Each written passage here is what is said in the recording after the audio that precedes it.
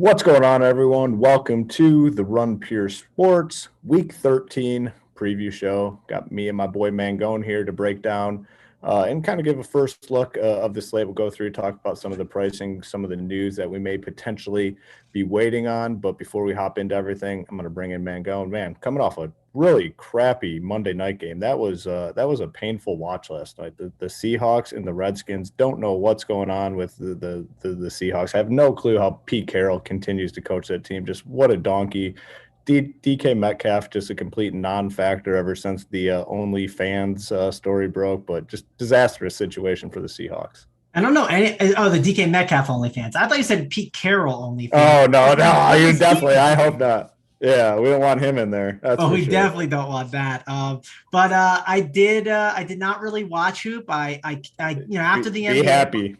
after the NBA lock, I grabbed food, right? I think the lock was 8 actually because I was out grinding it all the way till the end. Then I put my my Monday night football teams in. I only played one team aside, just threw them in, and I went to grab the food. I sat down on the couch. I had the game on hoop. I ate.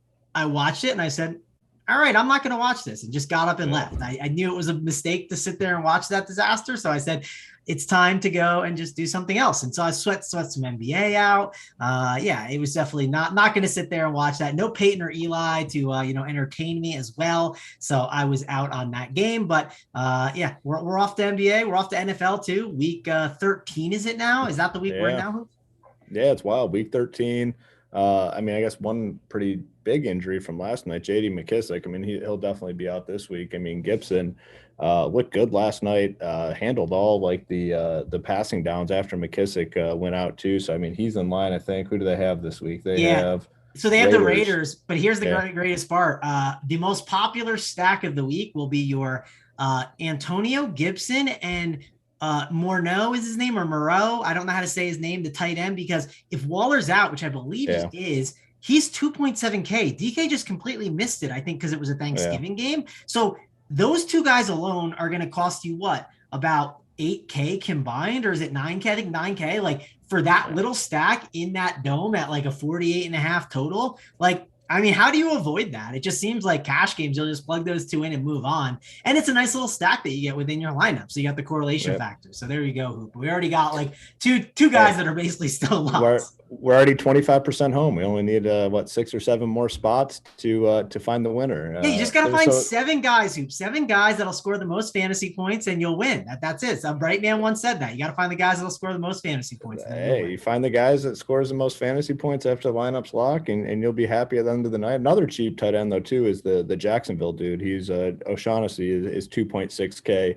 as well. So it's shaping out to be a week where we're probably going to go cheap at the tight end position. All right, before we get into the full preview, we're going to talk about our members never win segment, and that's obviously an ongoing joke.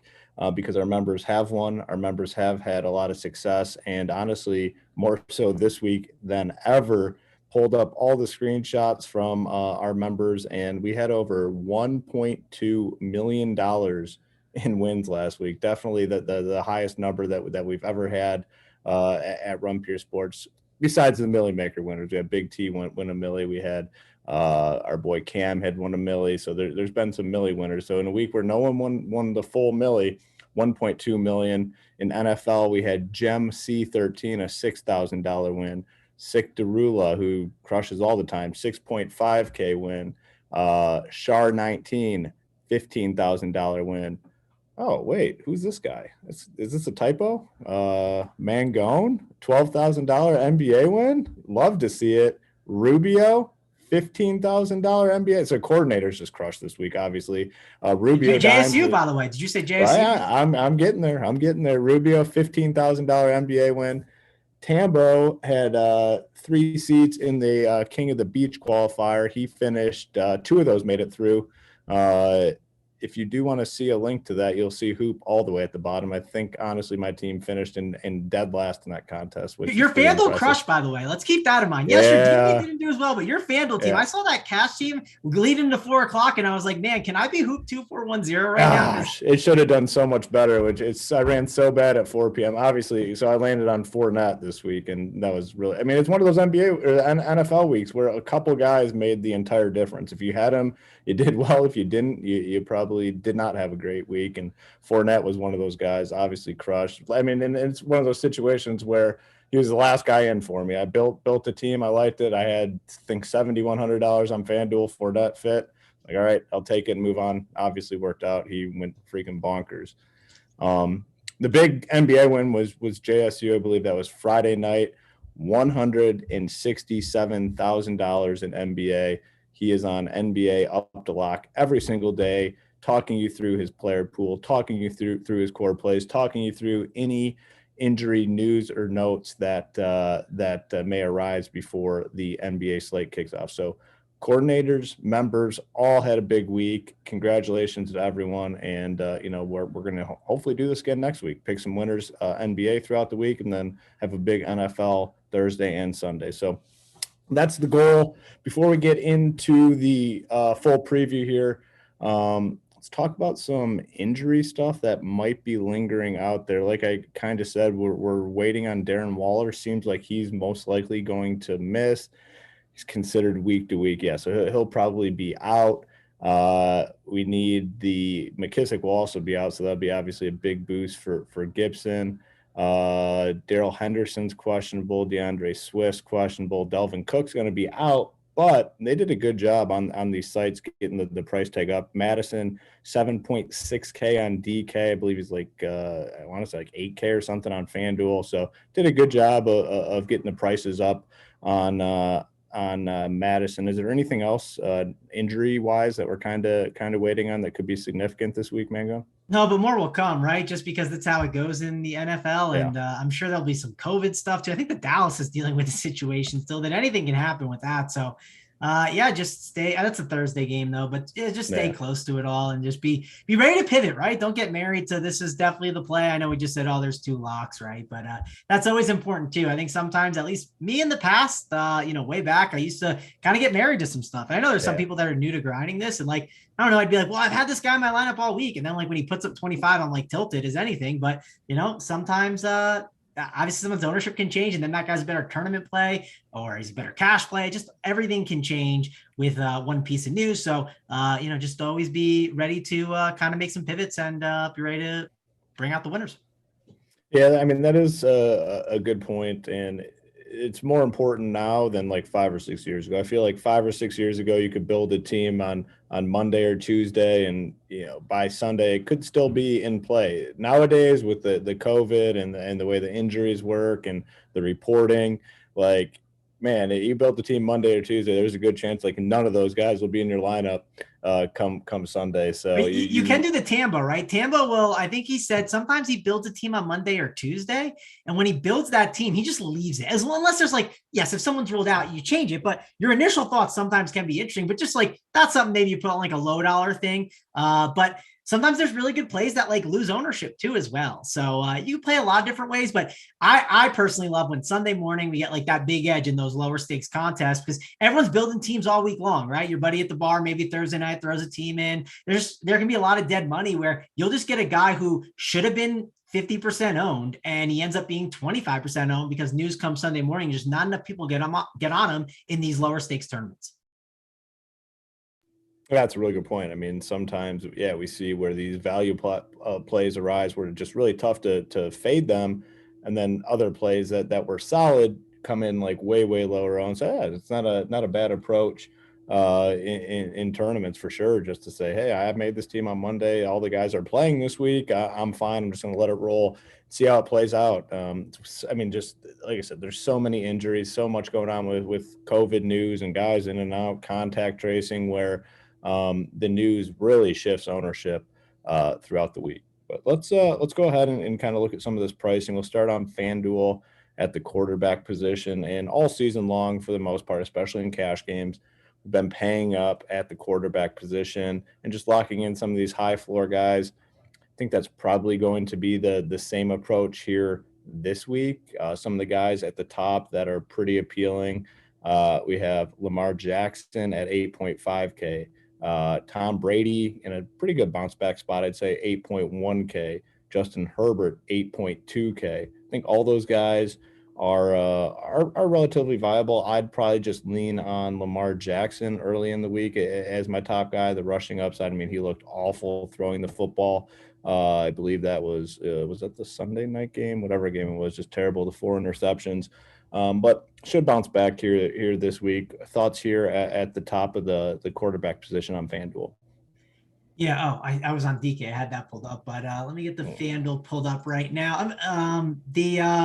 I'm assuming you have to pay for quarterbacks like always. One thing that they made a huge mistake on last week, in my opinion, sure, the Jimmy G at 6,500 was nice to at least make some decisions, but what do you think? It was so obvious last week that I think you just played Brady, you played Jimmy G, or you could have went Herbert. It just felt like it was too clear and defined that was the route to go, at least in cash games. But do you agree?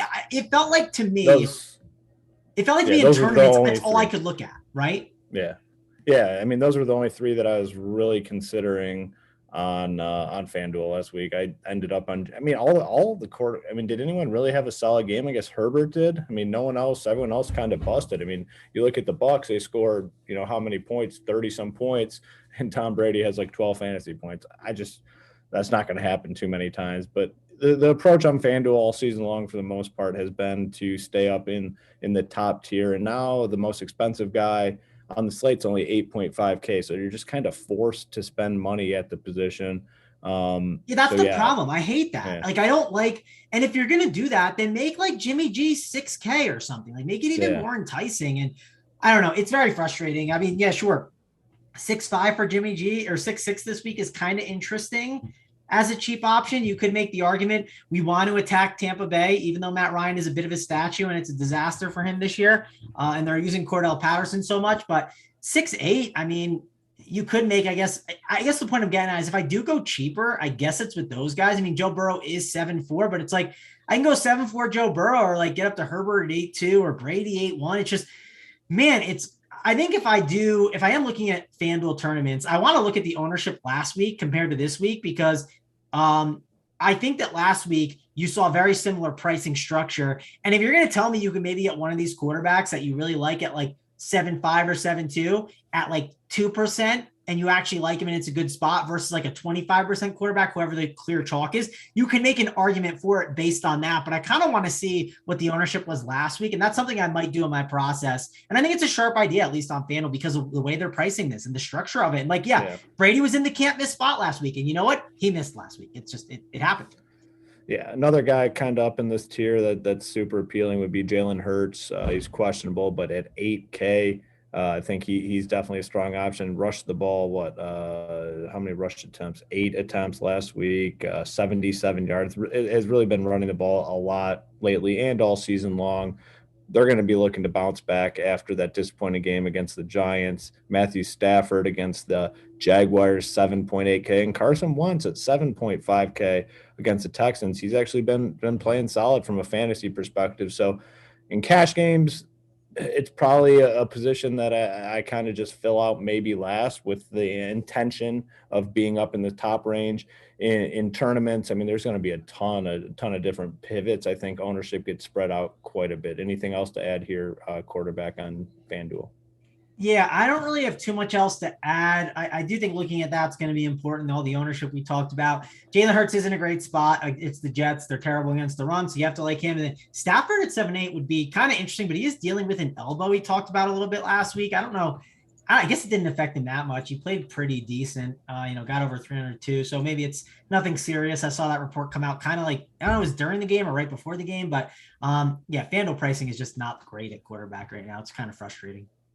Yep. All right, let's flip over and talk DraftKings quarterback. I guess the more I look at this, a lot of the top names are off the slate. We have Dak Prescott playing Thursday night.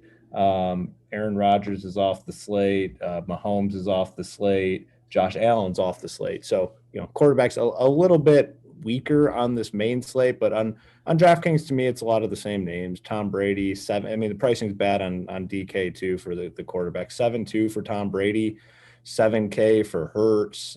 Come down. Carson Wentz is 6.1K. Herbert 6.7K.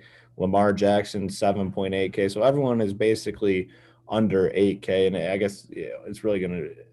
Things could shift around a ton, obviously, throughout the week. But right now, to me, quarterback is not like a priority position. I'm comfortable with a lot of these different guys in cash games. I'm probably just going to see what I have left at the position, even on DK, and kind of roll with it. What are your thoughts here? Anything stand out from a price perspective?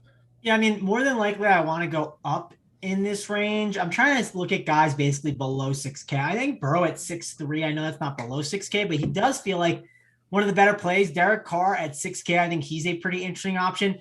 Heineke in that game would be intriguing. My problem is I think they're just going to like pound the rock a ton on the Raiders. It's just like there's such a funnel there where it's easy to do that. I doubt you see. I mean, I guess Tua will pop a little bit at 5.5, but I don't want to go there as much. I think there's other options. And I guess in tournaments, I would always be willing to take a shot on Tyrod Taylor because likely it's in a dome, likely a trailing script as well. And I don't know, Jonathan Taylor, I mean, this could be a seamless segue. He just feels like a plug and play right now with the way he's playing. And I've been saying this for the past couple of weeks, and I feel like I haven't even taken advantage of it as much as I should have, but it just feels like perfect raw points that you just grab and then figure it out from there in tournaments. Yeah. And I mean, Tyrod at 5.3 could be a nice little correlation with it. And it's definitely a tough week on correlation. And also want to mention, I don't know how much you need correlation this week. If you look at all these spreads, a lot of like totals, not totals, a lot of spreads between like 7 and like 10. And I think you could just see a lot of spots where maybe they don't just shoot out completely. We've seen a lot of games done. And I wouldn't be shocked if like there wasn't a game that just shoot it out completely. And it's like, you know, one of those games where it's like 35-31. I just wouldn't be shocked if we don't see any of those games this week. Yeah, no, I'm definitely with you. And the point you made about Jonathan Taylor, he's probably the premier play on the slate from a fantasy perspective. It's a good segue into the running back position. He's 9-2 on DraftKings. Still easy to get him in. They're on the road against Houston. He should have his way in this matchup. But we do have some other, I think, pretty good value plays this week at the position. DeAndre Swift, I'm assuming he misses. I haven't seen for sure, but Jamal Williams is only 5.4K. Lions are at home. You have Darrell Henderson at home against the Jaguars. They're massive favorites. He's only 6.1K. Antonio Gibson, like we talked about, no J.D. McKissick. They're on the road facing the Raiders. He looked really good last night. And the main thing, they're really using him in the passing game. I think he had like 7 receptions last night. Let me verify that. He had a big game. He had 7 because I hadn't been watching the game and I looked and I saw, Gibson has what, 20, he saw 22 or 23 attempts at the time. And then he had 7 receptions and I got 30 touches and McKissick has 2 touchdowns. Lovely. That's very tilting, but you know, that just happens. Yes. 7 receptions for him. If he's a guy that's going to get that many targets, and he probably will with McKissick out, it's going to be tough for me to avoid him. I think he's a really strong play. Elijah Mitchell, 6K. I mean, the Seahawks are, I think, just a dead team at this point.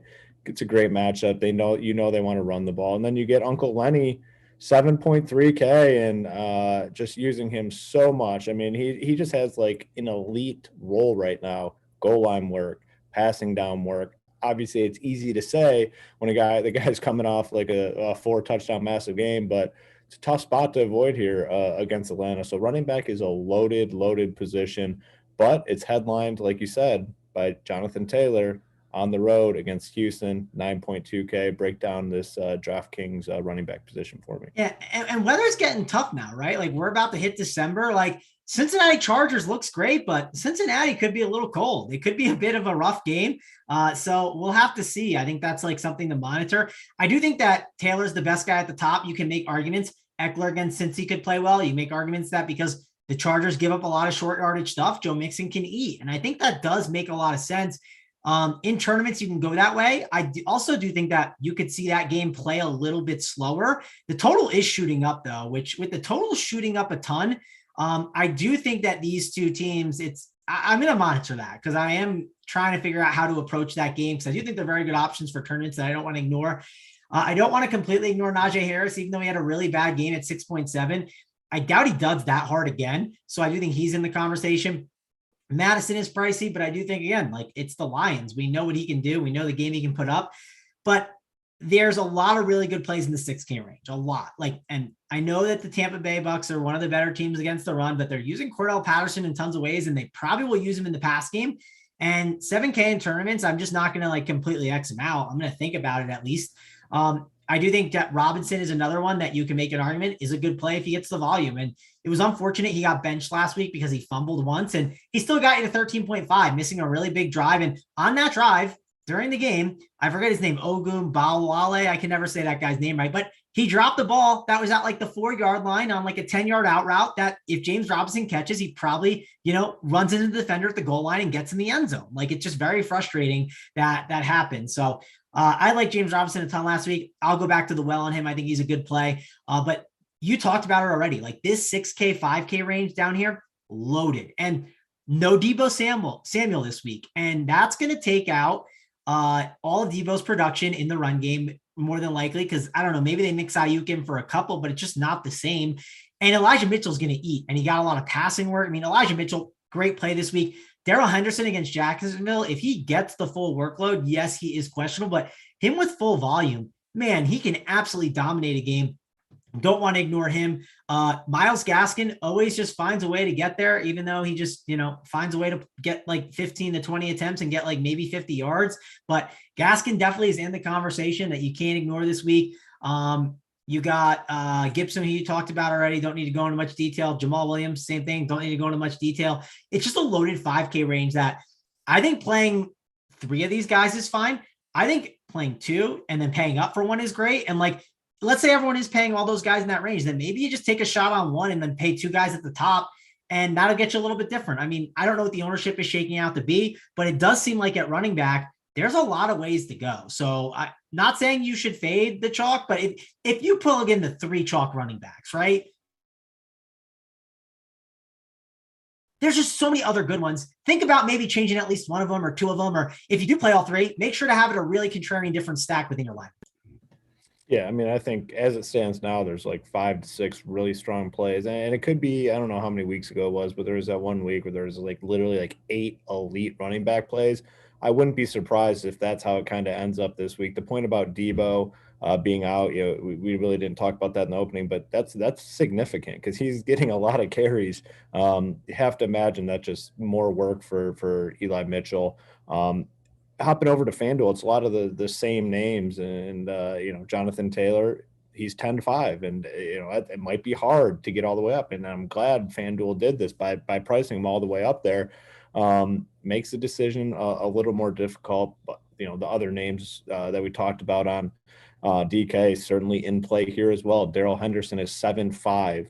Uncle Lenny is 7.7K. Jamal Williams, with assuming Swift is out, 6.5K. Antonio Gibson, 6.2K. And like I said over on the DK conversation, to me, he might be the one that's just tough to avoid here. If he's going to get the passing work like he did last night, man, I guess the one drawback would be, hey, he got all that work, 29 carries, 7 receptions, Monday night game, shorter week. I guess that would be the one drawback, but man, they're going to want to win this game. I mean, they're kind of back in the hunt a little bit, so it's not going to concern me all that much.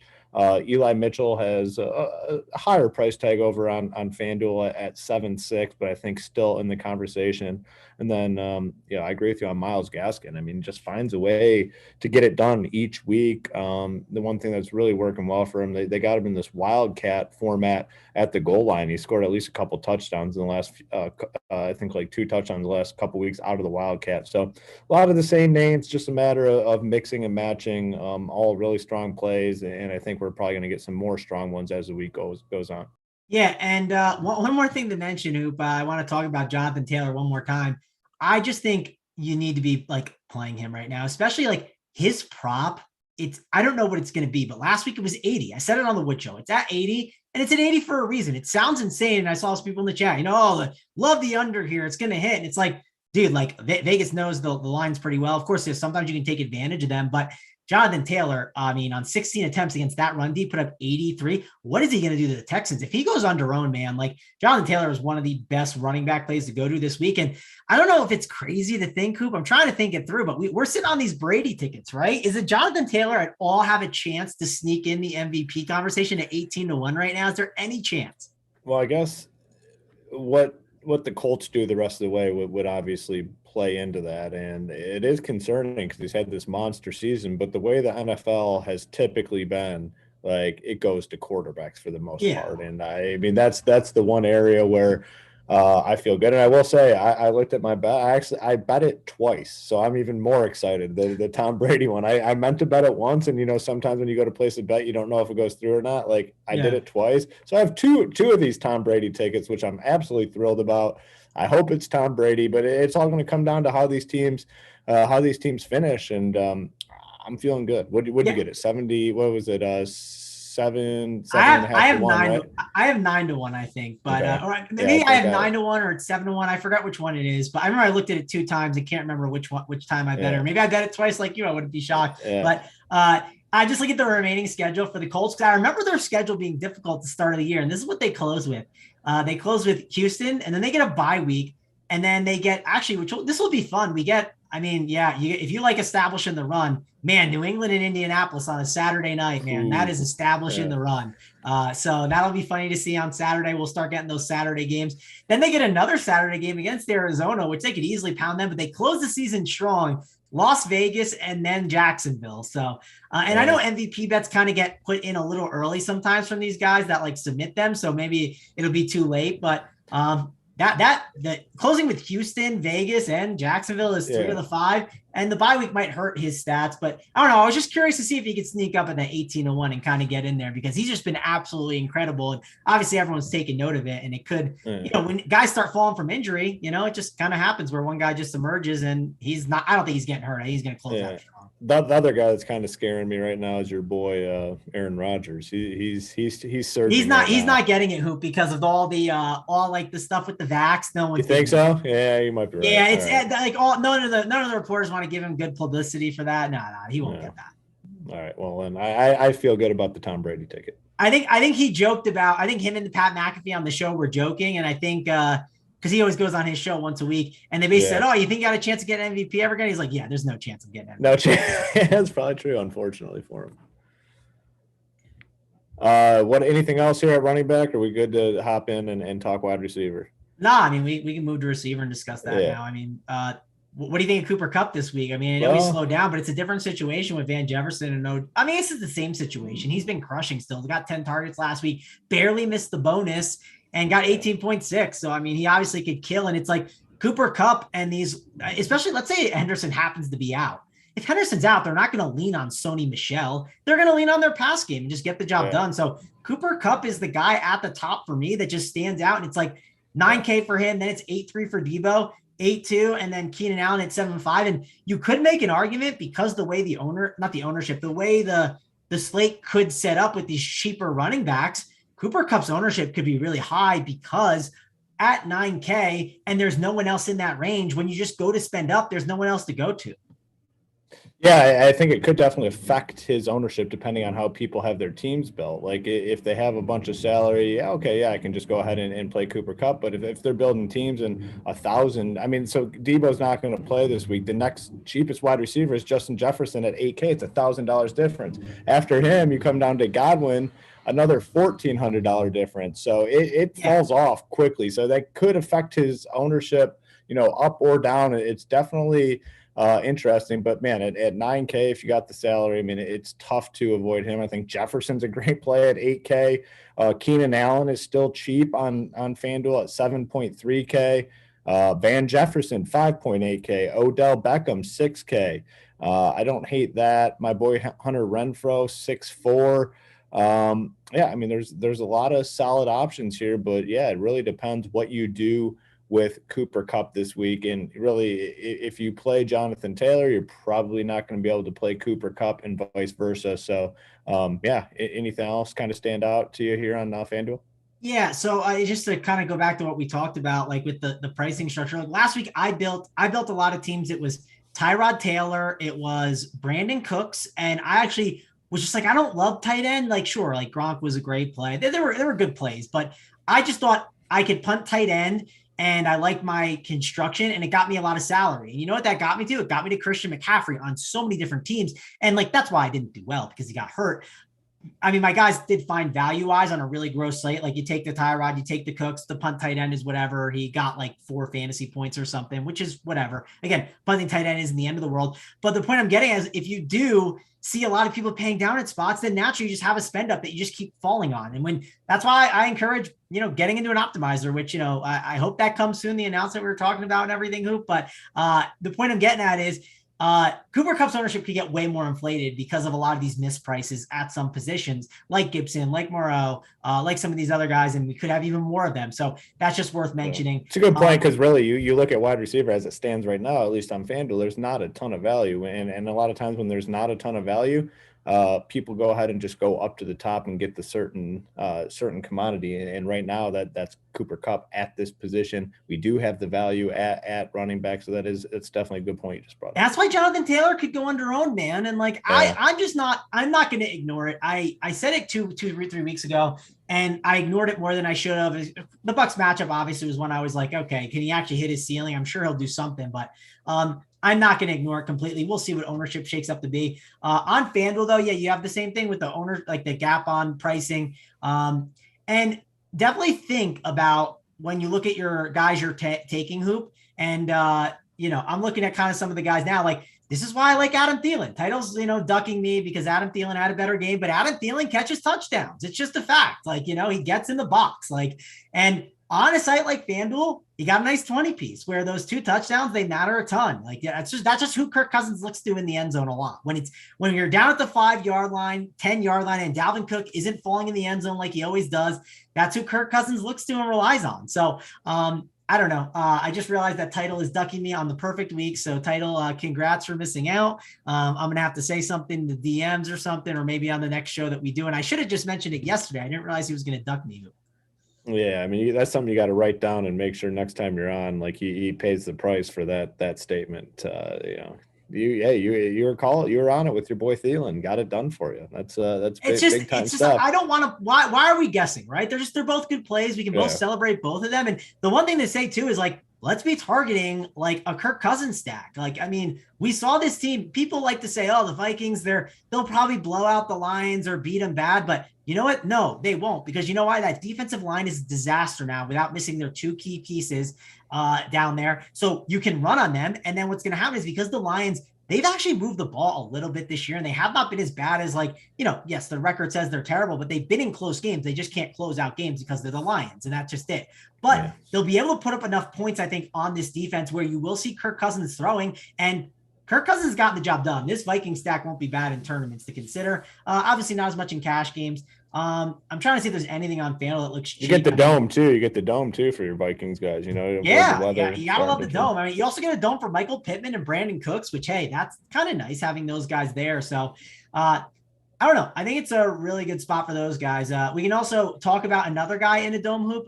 Shout out to the 5'8" white dudes in the around here, like myself. Yeah, Big T's not here, so those guys are safe. Big T hates those. Yeah, I made fun of him. So he said that on the Print Factory. He said, I hate 5'8" white dudes. And I took it personally, and I hopped on the Wood Show and I said that was disrespectful, and Hunter Renfrow got the job done. So, hey, in a dome against this Washington defense that can't cover a ton, except DK Metcalf, who's absolutely locked up by the OnlyFans girl, Hunter Renfrow, 6.4K on FanDuel. I don't hate it. I think it's a pretty good option. Van Jefferson's 5'8" over there. There's definitely a lot of interesting guys on FanDuel at different price tiers that you can go to.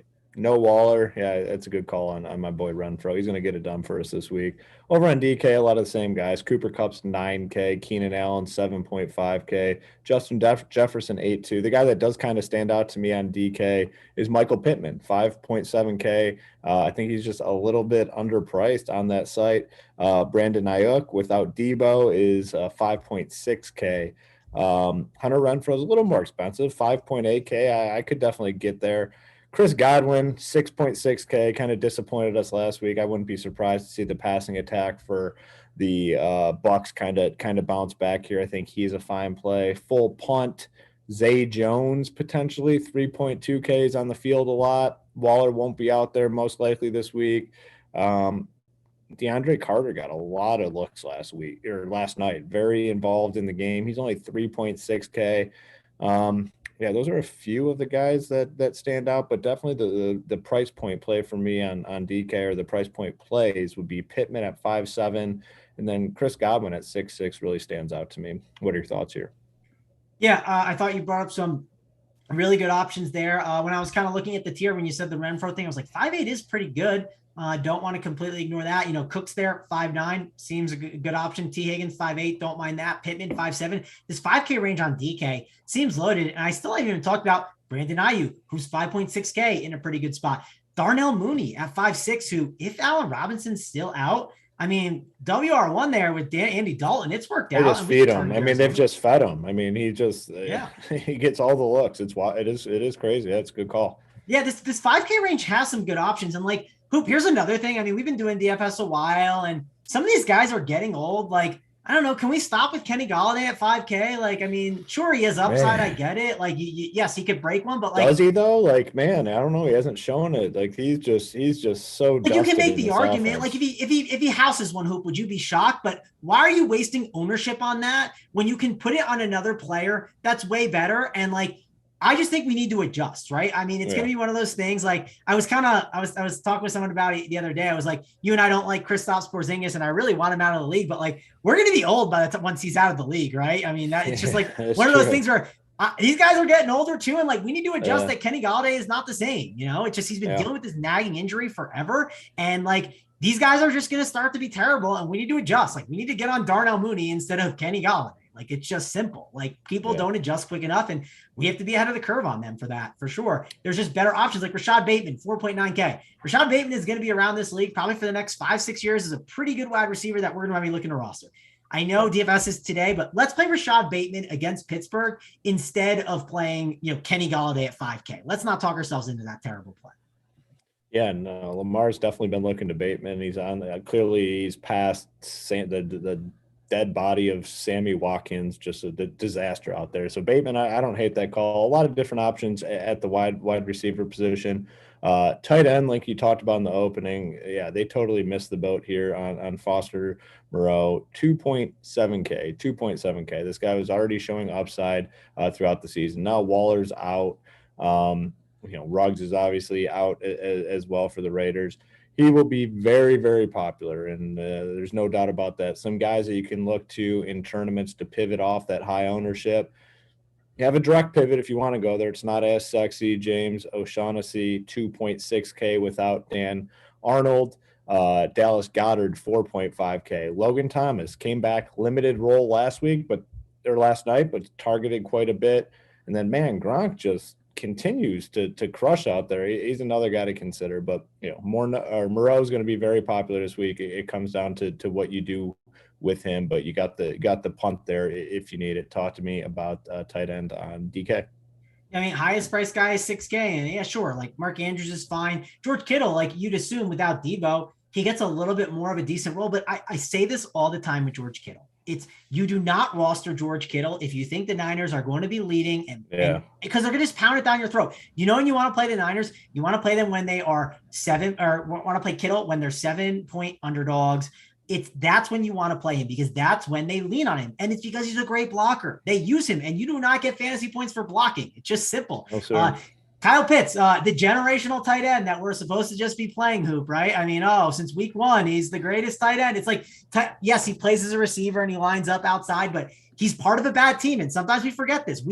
When we invest in DFS players, we also are investing in the coaches and the guys around them. And yes, Elijah Mitchell might not be the greatest running back in the league, but you know what he's surrounded by? He's surrounded by a great offensive line. He's surrounded by a smart coach. And that's why you want to invest in him. I don't want to invest in Kyle Pitts, who's surrounded with Matt Ryan and a disaster offensive line that can't do anything. So I just don't think playing Kyle Pitts is the greatest idea right now. If you do run a Brady stack and you want to throw a Kyle Pitts in there because tight end is easy to fit in the stack and correlation wise, sure, I won't tell you it's the worst idea, but I do think you're making a mistake right now by paying for Kyle Pitts when you can go to some just other better options. Like just put Rob Gronkowski in your stack in that game instead. They clearly want to get it to him and more involved.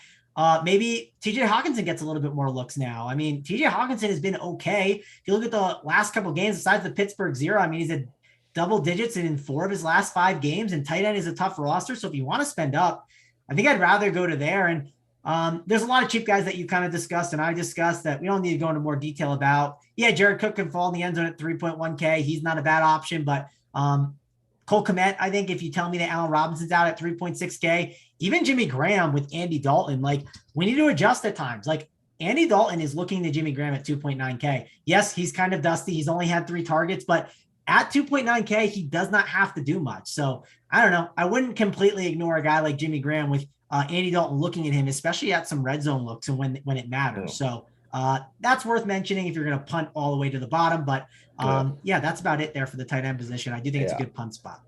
Yeah, on DK, I mean, it's very clear if you're a person that likes to play the ownership. We know that Moreau is going to be very, very popular this week at 2.7K. All the other guys, I think, come in relatively low owned or lower owned than they typically would be because of that missed price. On FanDuel, it's not as much of a lock situation with Moreau. He's 5K. Dallas Goedert's only 5.8K.